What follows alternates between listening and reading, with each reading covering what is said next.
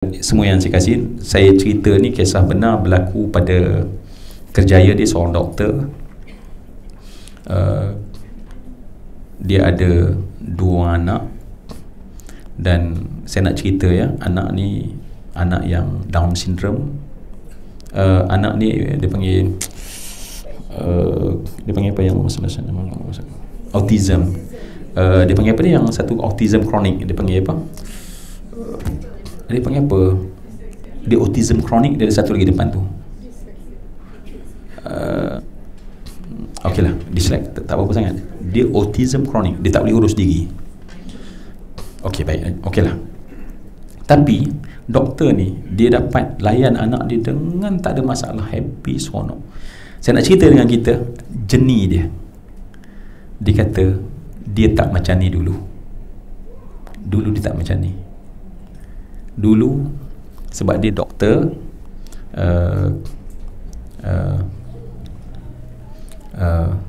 saya nak sebut satu perkataan tapi tak macam mana nak susun perkataan supaya betul sikit ya. Penampilannya sangat okey. Okey ke saya cakap macam tu? Terima kasih. Ya, sebab saya nak cerita je, bukan maksudnya saya tu tengok dia kata kan. Baik. Dia kata saya ada satu prinsip hidup. Prinsip saya adalah bila saya nak, saya rancang, saya usaha, saya dapat. Rancang, usaha, dapat. Itu prinsip saya. Dulu masa saya belajar, saya nak jadi doktor. Saya rancang, saya usaha, saya jadi seorang doktor.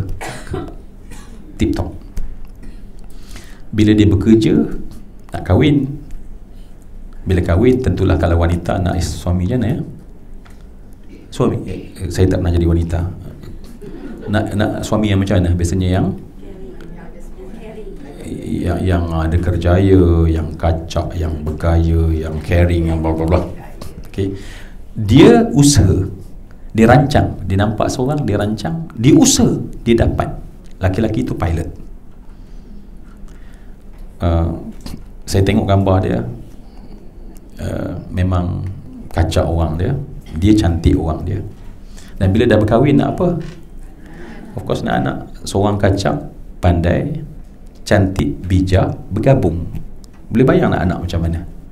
Allahu Akbar. Saya nak cepat saja. Akhirnya dia melahirkan anak. Anak dia yang saya nak cerita tadi macam Mak Saleh dah. Dia punya cantik betul. Baby tu macam mata tu kat biru dah. Ya, kulit bersih, putih, rambut blonde, keriting. Sampai 3 tahun baru dia tahu ada perubahan pada anak.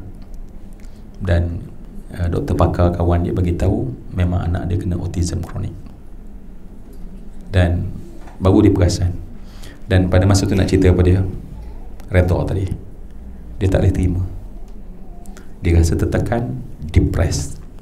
Dia tengok anak dia bila autism kronik, dia tak boleh urus diri, menggelupur, tantrum dan dia rasa hidup dia musnah. Dia rasa hidup dia musnah.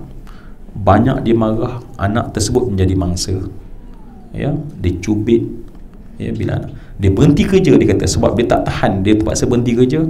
Dan kemudian kalau orang tanya dia, kalau orang tak kenal dia about life, saya tidak ada anak. Saya malu nak mengaku saya ada anak macam tu.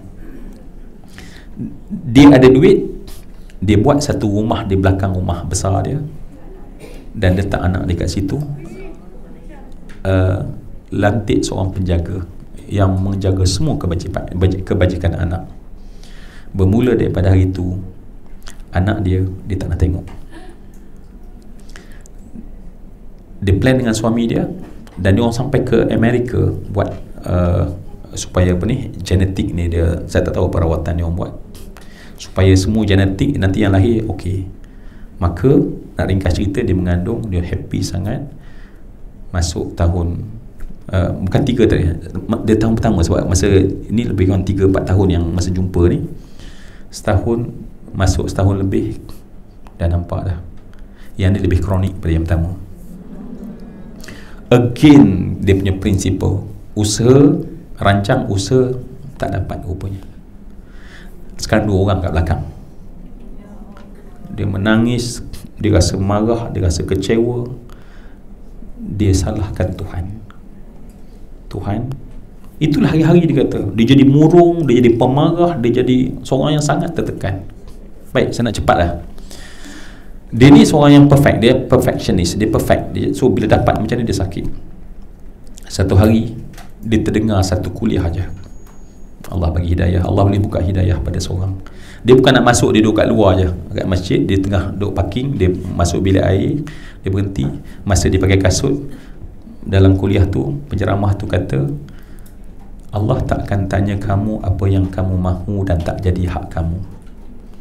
Allah hanya tanya apa yang kamu dapat, apa yang Allah beri pada kamu. Allah tak tanya apa yang kita nak rumah besar tak dapat, Allah tak tanya. Allah tanya rumah yang kita ada sekarang. Allah tak tanya kita punya dream car yang kita tak dapat, Allah tanya kereta yang kita ada. Dia kata ucapan biasa ni tiba-tiba dia rasa seram sejuk badan dia. Tiba-tiba dia rasa, ya Allah, aku ni nak berdiri depan Tuhan, berdiri kaki aku, dua kaki aku berdiri depan Tuhan. Apa aku nak jawab pada Allah tentang dua anak aku yang Allah bagi pada aku? Dia terus masuk dalam kereta, dia bawa kereta berhenti tepi jalan, dia menangis. Dia kata dia menangis. Kemudian dia terus balik ke rumah, masuk kawasan garaj, dia terus berlari ke belakang rumah. Dia buka pintu rumah, dua orang budak terkejut, tak tahu siapa yang berdiri depan dia, sebab dia tak kenal itu mak dia. Makin besar dah rupanya anak aku. Dia meluru pada anak, dia peluk semau-mahunya sambil dia kata apa dia, wahai Allah, syurga tu di sana, tapi inilah anak kuncinya. Syurga tu di sana, tetapi inilah anak kunci syurga aku, yang kalau di sini aku asyik patah, nanti macam mana aku nak masuk syurga di sana? Suami anda, itulah anak kunci anda ke syurga. Anak-anak saya, anak-anak kita, itulah anak kunci kita. Semua tanggungjawab kita itulah anak kunci yang kalau kita patah dia, bagaimana mungkin kita nak ke syurga? Dia kata, dia rangkul anak dia keluar, dia mandikan, anak ni terkejut, baru pandai panggil mama.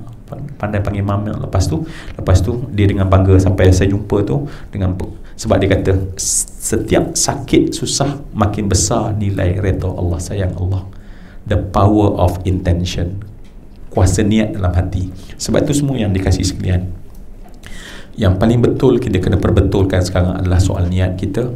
Macam seperti kita katakan tadi, aku buat bukan kerana engkau wahai suamiku, aku buat kerana Allah. Tetapi kerana Allah hanya menerima yang terbaik, aku akan bagi the best untuk kamu.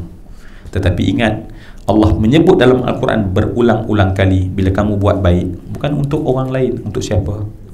Untuk diri sendiri. Allah pulang untuk diri sendiri, untuk diri sendiri.